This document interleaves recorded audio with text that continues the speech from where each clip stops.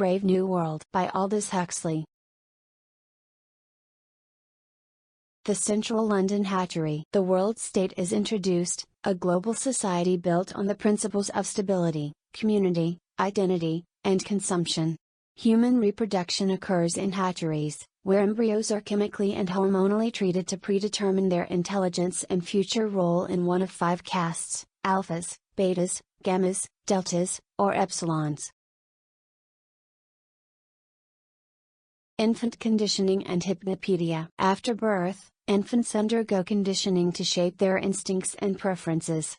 This includes electric shocks to induce a fear of books and nature, and hypnopaedia, sleep teaching, to instill class-specific social norms and beliefs. The goal is to ensure everyone is perfectly satisfied with their predetermined social position. The stability of the world state. The society's stability is maintained through the conditioning, the promotion of promiscuous sex as a social activity, the consumption of a happiness-inducing drug called soma, and the eradication of strong emotions, family, monogamy, history, and art. The motto is community, identity, stability. Dissatisfaction. Bernard Marx, an alpha-plus psychologist, is physically smaller than his caste, leading to rumors of an alcohol mishap during his decanting. He feels alienated, criticizing the state's vapid pleasures and desiring genuine emotion and solitude, which makes him an outsider.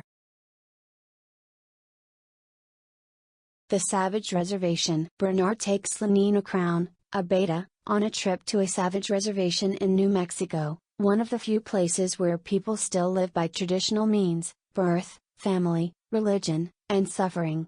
There, they meet John, a white man, and his mother Linda.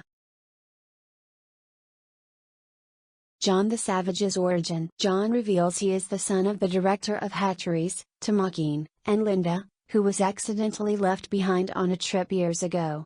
She was ostracized for her promiscuous world state behavior, and John grew up an outcast, educating himself with the works of Shakespeare, which shape his worldview. The return to London. Bernard sees an opportunity and brings John and Linda back to London as curiosities. The director publicly shames Bernard but is himself humiliated when Linda is revealed as his former lover and John as his son, forcing the director to resign in disgrace. John's celebrity and disillusionment. John becomes a celebrity, but he is quickly disillusioned. He is horrified by the shallow, emotionless society.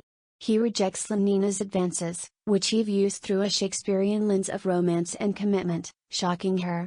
He is disgusted by the dying's indifference in a hospital and his mother's casual use of soma. The confrontation with Mustapha Mond. Following his mother's death, John incites a riot by throwing away soma rations to a group of deltas. He, Bernard, and his friend Helmholtz Watson are arrested and brought before world controller Mustapha Mond, who defends the world state's sacrifices of art, science, and freedom for universal happiness and social stability. John's self-imposed exile and end. Rejecting Mond's philosophy, John exiles himself to an abandoned lighthouse to purify himself through manual labor and fasting. His solitude is shattered when reporters and crowds descend, turning his suffering into a spectacle. After a frenzied orgy, he awakens overwhelmed with shame and hangs himself, the ultimate victim of the two clashing worlds. Brave New World presents a chilling vision of a dystopian future where humanity has traded authentic human experience, love, art, freedom, and even suffering, for a shallow, state-enforced happiness. Huxley's ultimate warning is that a society that prioritizes comfort and stability above all else will ultimately sacrifice the very things that make us human. The novel argues that true humanity lies not in the absence of pain, but in the freedom to feel, choose, and struggle for meaning.